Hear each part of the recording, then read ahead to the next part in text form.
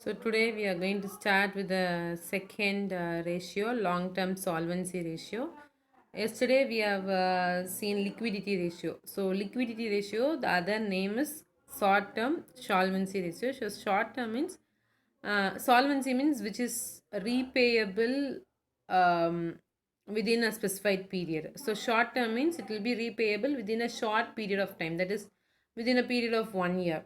Here you have long term solvency ratio, that is you are going to repay the debt or the equity for a long period of time, that is more than 5 years, and it is expressed in pure, that is 2.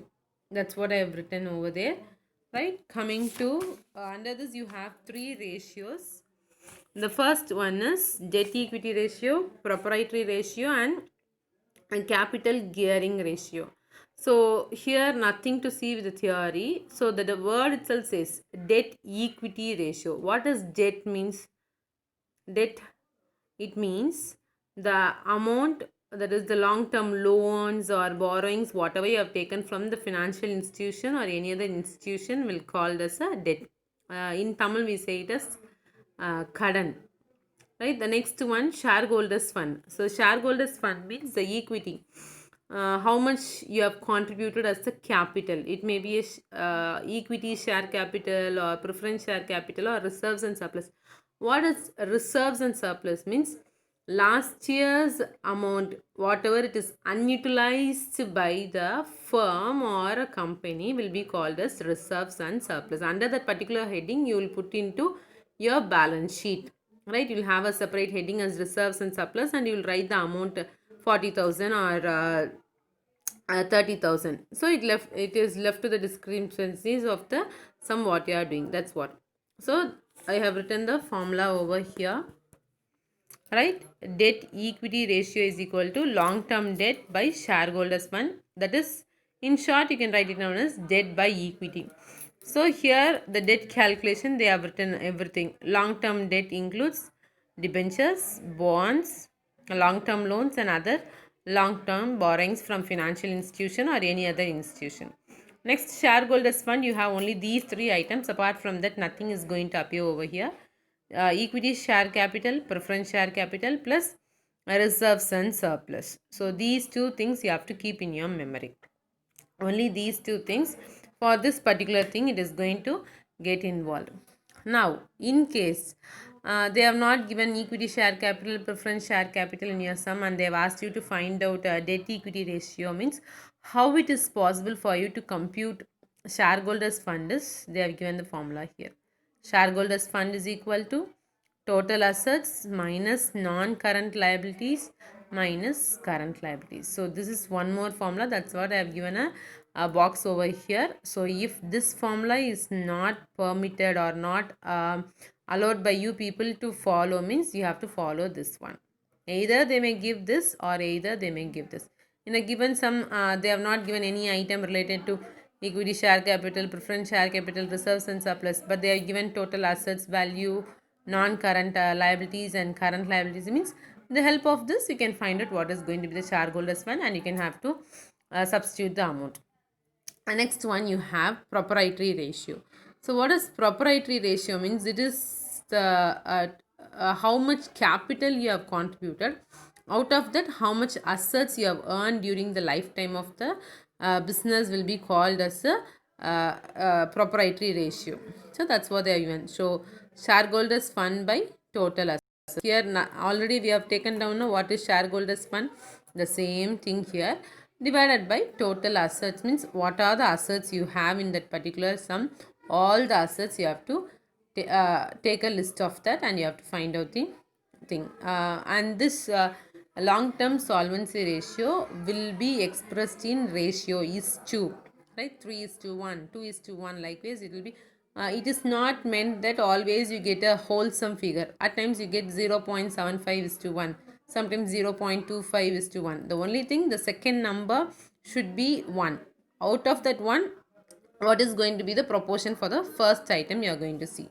So proprietary ratio. The third one you have as capital gearing ratio. It is nothing but you are going to look into the proportion of fixed income bearing funds to the equity shareholders alone. That is, to the equity shareholders alone, you are going to see how much is the fixed income they are going to earn during the lifetime of the company. That's what. So capital gearing ratio is equal to funds bearing fixed interest or fixed dividend, because equity shareholders, they are the ordinary shareholders, and they get a fixed rate of dividend or interest. That's what, right? So here equity shareholders, if you see in the previous two cases, you have shareholders fund, so which means it includes equity share capital and preference share capital, but here they are specified as equity shareholders fund, so it refers only to equity share capital plus reserves and surplus. That's what they are given the formula over here.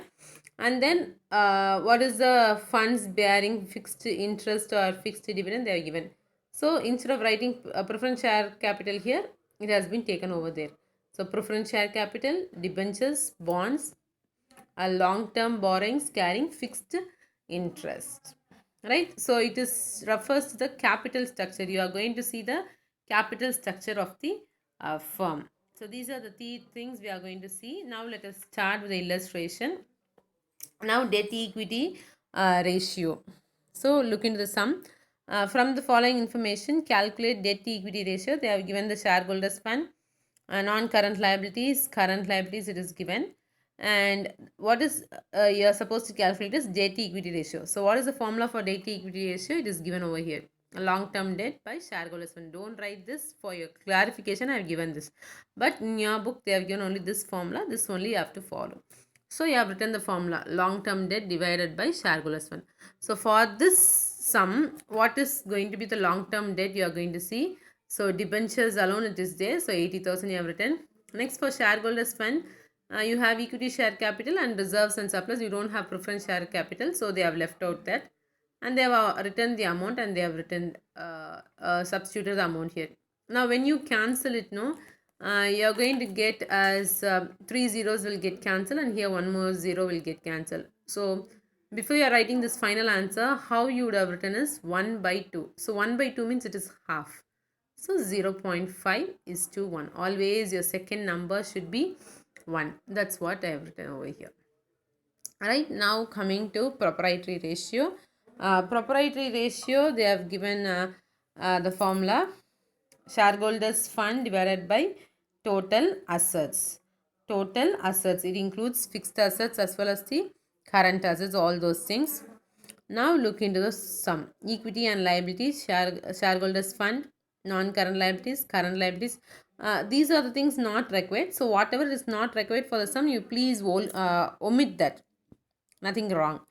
Next, non-current assets, fixed assets, non-current investments, current assets, cash and cash equivalents. So you are going to substitute the amount. So shareholders fund, already it is being informed that you have equity share capital plus preference share capital plus reserves and surplus. From the amount you have find out what is going to be the shareholders fund. Now coming to total of your they have given total assets. No, what is the asset? Here they have given assets. Under that, what is going to be the total assets? 4 lakh. That's what they have done. But to be on safer side, what you can do is, you can write total assets is equal to fixed assets plus non-current investments plus cash. You can write and you can total it and you can give the answer. Now you are going to once again cancel all those zeros. So you'll get 1 by 2, that is equal to 0.5 is to 1.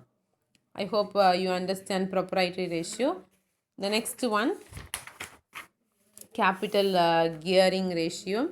The same way here also, the only thing formula here there is a little bit change. Funds bearing fixed interest or fixed dividend by equity shareholders fund. Only equity share you are going to take into the denominator. So you have written, they have given the question, shareholders fund is given, reserves and surplus is given, non-current liabilities is given, current liabilities it is given. Now we are going to find out what is funds bearing fixed interest and dividend. Here if you see, you have preference share capital. So according to the formula, we have to find out what are things. Preference share capital, debentures, bonds, a long-term borrowing carrying fixed interest. Whether these 4 items are there in this particular things, you can see. So you have 6% preference share capital, 1 lakh. That amount you have written here. Next you have debentures, that is here they are given debentures here also they have given over here. So 2 lakhs, that 2 lakhs also it is being written over here. So add this both and write it down as 3 lakhs. Next, equity share holders fund. So equity shareholders fund is equity share capital plus actually reserves and surplus. Here they are given under reserves and surplus, they have given two subdivision, so general reserve and surplus. So that they have written general reserve plus surplus and they would have found out the amount, right? So only with this today's thing I will complete. The next illustration, if you see now, they have asked you to find out all the three things, right? You please go through the sum, right? They have dealt in. If you have any doubt in this, you can clarify with me. And exercise also the same way, the same model they have given that. So please try to work out and say me whether you are able to understand the second heading, that is long term solvency ratio. Thank you.